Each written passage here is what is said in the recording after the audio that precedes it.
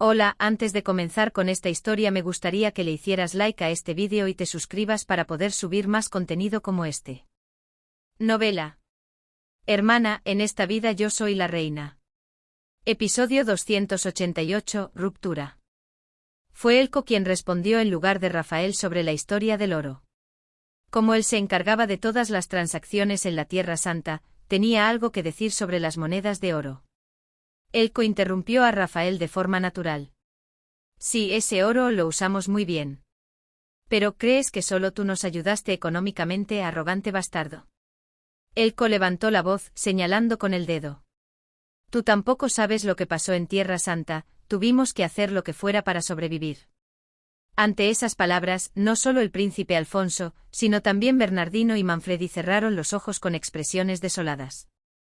¿Cuándo habrían experimentado el frío y el hambre el príncipe y sus caballeros de escolta? La simple hambre no era tan mala. Las dificultades compartidas eran soportables. El problema era la discriminación. Fue miserable que no le dieran medicinas al señor Bernardino cuando estaba herido y al borde de la muerte.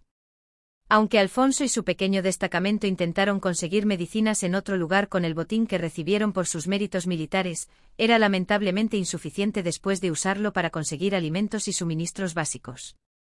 De hecho, incluso si hubieran dado medicinas, no habría habido mucha diferencia. Todo lo que tenían era una especie de ungüento hecho con una receta local.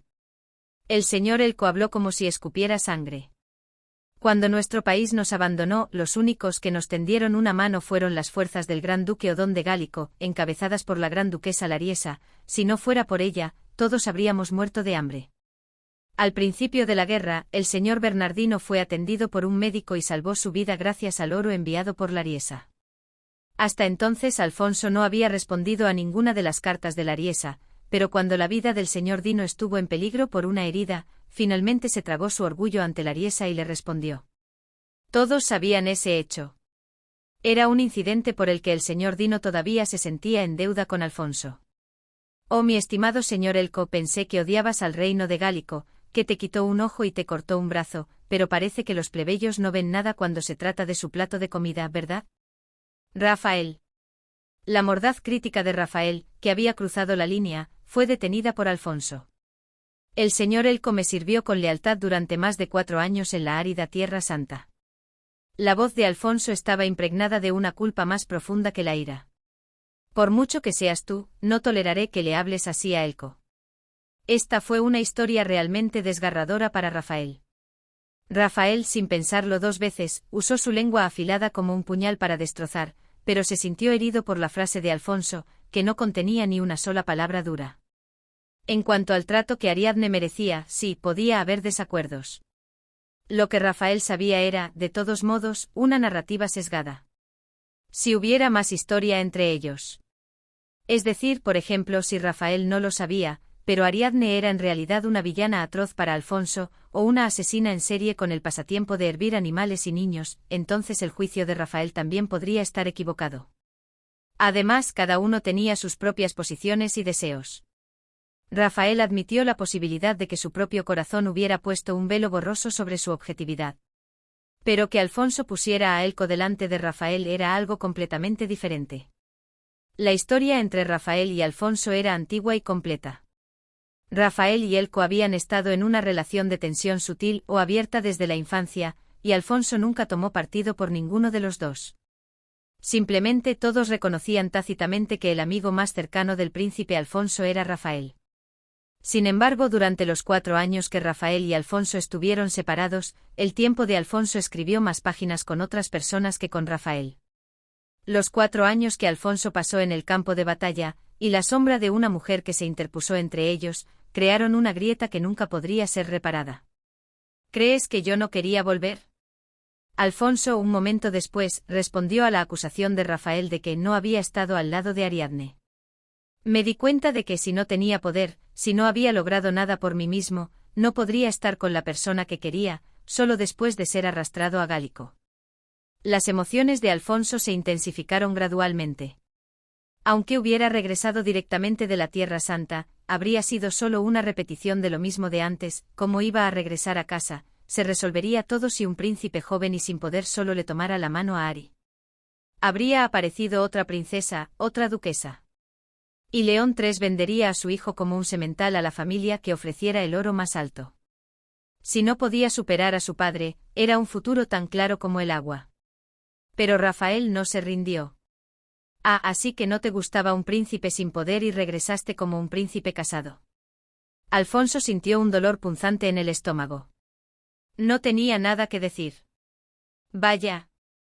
Que tu novia se comprometiera y luego rompiera, y que regresaras casado, ¿no es eso como devolver 20 golpes por uno que recibiste primero, desde cuando nuestro príncipe es tan mezquino?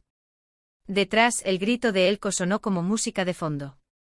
Cállate, Baltasar, fue la condesa de Mare quien rompió la fe primero. Rafael, usando el grito del señor Elko como un adorno, continuó. Está bien, digamos que Ari se comprometió y tú también encontraste a otra persona. Aún así, eres un tipo tan malo que no puedes ser perdonado solo por haberle enviado esa carta a Ari. ¿Carta? ¿Qué carta? Las cartas que Alfonso había enviado no eran una o dos. Pero la pregunta de Alfonso no le sonó a Rafael de forma literal. ¿Ahora incluso niegas que hiciste tal cosa? ¿Crees que solo le envié una carta? Rafael, emocionado, ni siquiera imaginó que esta historia significaba que Alfonso había enviado docenas, o incluso cerca de 100, cartas de saludo a Ariadne sin respuesta. Sin embargo, él entendió que Alfonso había enviado varias cartas mordaces, casi insultantes, a Ariadne. Vaya, hiciste eso varias veces, eres realmente una basura humana. Por otro lado, Alfonso pensó que Rafael lo estaba acusando de haber enviado cartas cariñosas a Ariadne, incluso después de tener una esposa, para conmover su corazón. El momento en que se firmó el contrato matrimonial con Lariesa fue cuando escapaban de Gallico, así que, a fin de cuentas, todas las cartas que Alfonso le había escrito a Ariadne se convertían en el juego de un hombre casado con una doncella. Alfonso se dio cuenta tardíamente de que había sido un hombre casado coqueteando con una doncella soltera y sintió un poco de vergüenza. Basta de críticas por criticar, Rafael. Pero a la luz de todas las circunstancias, no podía quitarse de la cabeza la idea de que era una crítica forzada. Junto con los insultos que había escuchado antes, incluso el compasivo Alfonso estaba empezando a enfadarse. Y tú eres impecable, es amistad para Rafael de Baltasar meterse con la novia de un amigo, incluso cuando el amigo te lo pidió. Además, era una mujer que ya tenía un prometido. Alfonso se habría detenido un momento para reflexionar sobre sí mismo aquí, pero Rafael gritó sin la menor vacilación. ¿Qué amigo? La ira brotó de los ojos rojos de Rafael. ¿Cuánto sufrió esa mujer por tu culpa? El señor Elko se burló desde atrás. ¿Te refieres a que soportó el mal humor del duque César, su prometido, por su historial de salir con un exnovio? Vaya, debería haber vivido con más recato desde el principio. Tú, por favor, cállate. Rafael, sin mirar al señor Elko, miró directamente a Alfonso y gritó. No hay ni una pizca de gratitud por lo que recibiste. Habiendo tomado tanto oro de Ariadne y también habiendo recibido de Lariesa, su actitud de no tener que agradecerle a Ari por separado es lo peor. Se comió su conciencia.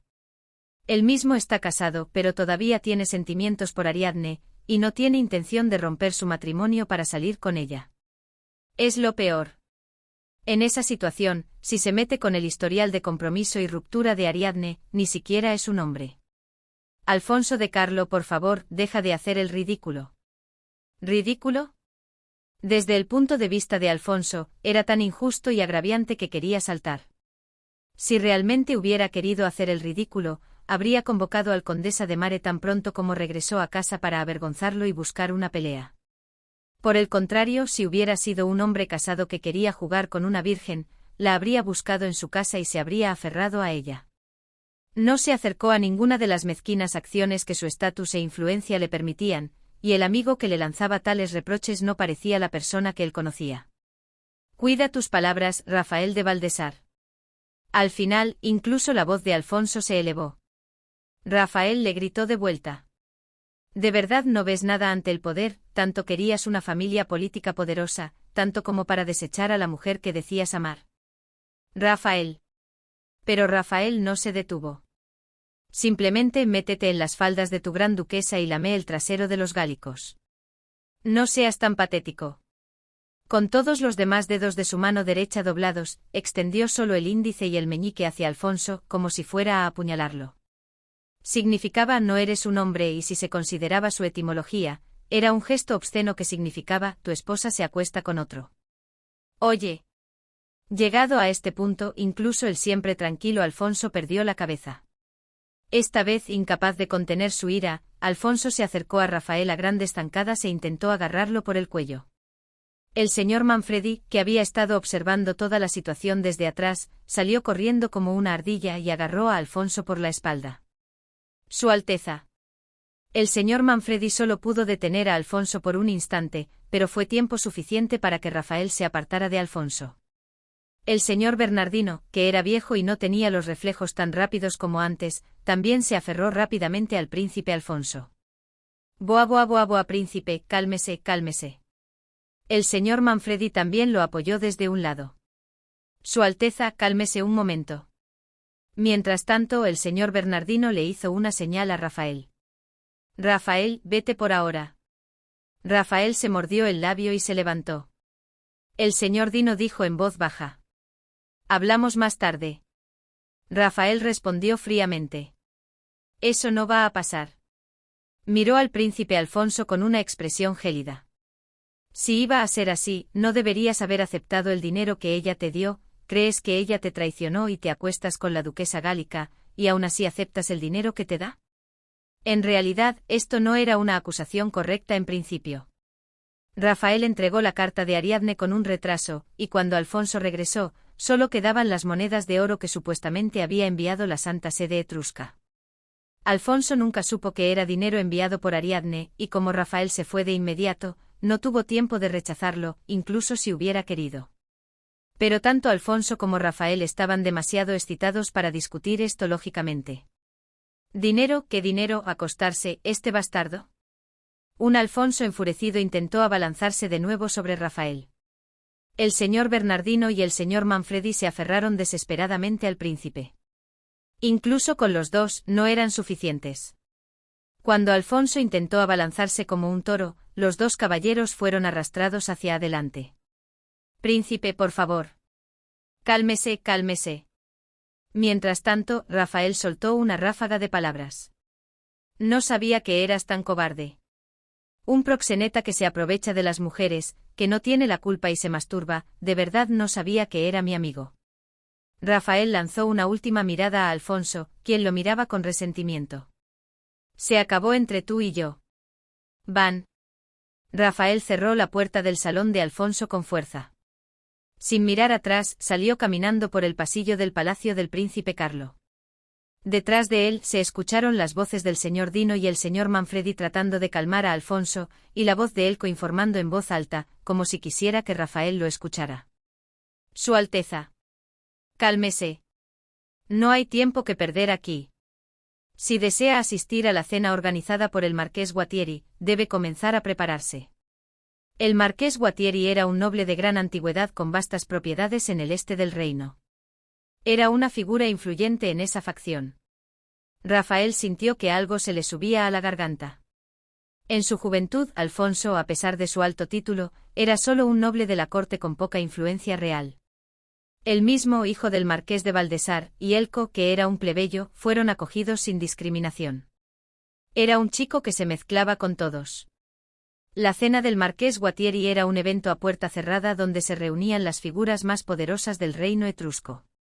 Un lugar de encuentro social entre los poderes antiguos, al que el marqués de Valdesar nunca había sido invitado.